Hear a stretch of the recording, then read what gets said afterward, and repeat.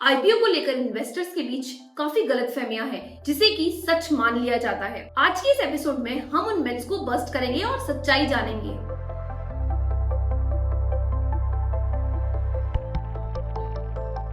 सबसे बड़ा मिथ ये है कि आईपीओ हमें हमेशा प्रॉफिट ही देते हैं। ये सोचना बिल्कुल गलत होगा कि आईपीओ हमें सिर्फ प्रॉफिट देते हैं। आईपीओ लिस्टिंग के बाद हमें अनएक्सपेक्टेड रिटर्न्स देते हैं। आईपीओ लिस्टिंग के बाद हमेशा एक्सपेक्टेड रिटर्न्स नहीं देते हैं, इसलिए हमें हर एक आईपीओ को अलग से इवैल्यूएट करना जरूरी है। इसका सबसे बड़ा एग्जाम्पल है पेटीएम। पेटीएम ने लिस्टिंग के बाद एक्सपेक्टेड रिटर्न्स नहीं दिए थे। अगला मिथ भी काफी पॉपुलर मिथ है कि आईपीओ का प्राइस लिस्टिंग के बाद हमेशा बढ़ता है। कई लोग मानते हैं कि आईपीओ का प्राइस लिस्टिंग के बाद हमेशा बढ़ता है, लेकिन ऐसा नहीं है। ऐसा जरूरी इसलिए नहीं है क्योंकि ये डिपेंड करता है मार्केट कंडीशन और कंपनी परफॉर्मेंस पर, जिसका एक रीसेंट एग्जांपल है क्वालिटी पावर आईपीओ। इस आईपीओ ने लिस्टिंग के वक्त मामूली सा रिटर्न दिया था, लेकिन लिस्टिंग के कुछ ही देर बाद उसका शेयर प्राइस कम हो गया। अगला मिथ है आईपीओ में इन्वेस्टमेंट सिर्फ एक शॉर्ट टर्म गेन है। ये सोचना भी बिल्कुल गलत होगा कि आईपीओ हमें सिर्फ शॉर्ट टर्म गेन देते हैं। अगर कंपनी काफी स्ट्रॉन्ग है और फ्यूचर ग्रोथ पोटेंशियल दिख रहा है तो लॉन्ग टर्म इन्वेस्टमेंट भी बेनिफिशियल हो सकता है। अगला मिथ है कि आईपीओ में इन्वेस्ट करना सिर्फ बड़े इन्वेस्टर का खेल है। ऐसा बिल्कुल नहीं है कि आईपीओ में सिर्फ बड़े इन्वेस्टर ही हिस्सा ले सकते हैं। रिटेल इन्वेस्टर भी आईपीओ में इन्वेस्ट कर सकते हैं, लेकिन जरूरी है रिसर्च और प्लानिंग करके आईपीओ में इन्वेस्ट करना। अगला मिथ भी काफी पॉपुलर मिथ है कि आईपीओ हमेशा